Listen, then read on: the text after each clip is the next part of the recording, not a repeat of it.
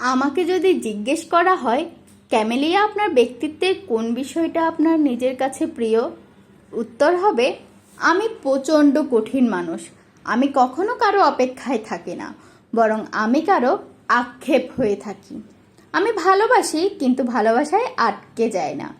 আমি কোনো কিছুর প্রতি নেশাতুর না, যা আছে তাতেই খুশি থাকি। যা নেই তার প্রতি কোনো দুঃখবোধ আমার হয় না।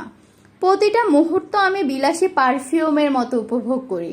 আমার প্রতিটা অনুভূতি আমার কাছে মূল্যবান।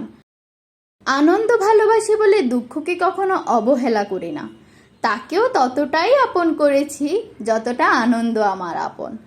আমি আমার রাগটাকেও কখনো মাথায় উঠতে বাধা দেই না। ওরা সবাই মিলেই তো আমি।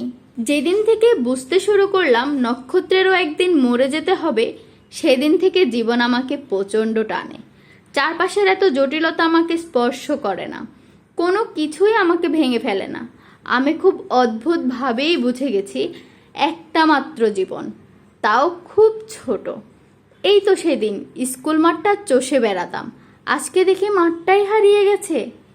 আমার জীবন দর্শন হলো এই ছোট জীবনে অমর হয়ে লাভ নেই, বরং মানবিক ভবঘুরে প্রচণ্ড উচ্ছ্বাসময় জীবন উপভোগ করে মরে যাওয়াতেই আনন্দ। আমি না পাওয়ার শোকে কবিতায় কাতর হতে চাই না, বরং নিয়মের ব্যারিকেড ভেঙে আছড়ে পড়ি প্রেমিকের বুকে। দুর্গ ভেদ করে নাক ডুবিয়ে গ্রাণ নেই ভালোবাসার। প্রেমের উপাখ্যান উপভোগ করে একদিন দুপ করে সবার অগোচরে মরে যেতে চাই। আমার মৃত্যুর পরে কে আমাকে মনে রাখলো তাতে আমার কি। আমি বরং প্রতিটা লোমকূপে বেঁচে থাকার নেশা করে একটা নাম না জানা অখ্যাত মানুষ হয়ে মরে যেতে চাই। ভিডিওটি ভালো লাগলে অবশ্যই লাইক, কমেন্ট অ্যান্ড ফলো বাটনে ক্লিক করে দেন। আল্লাহ হাফেজ, বাই বাই।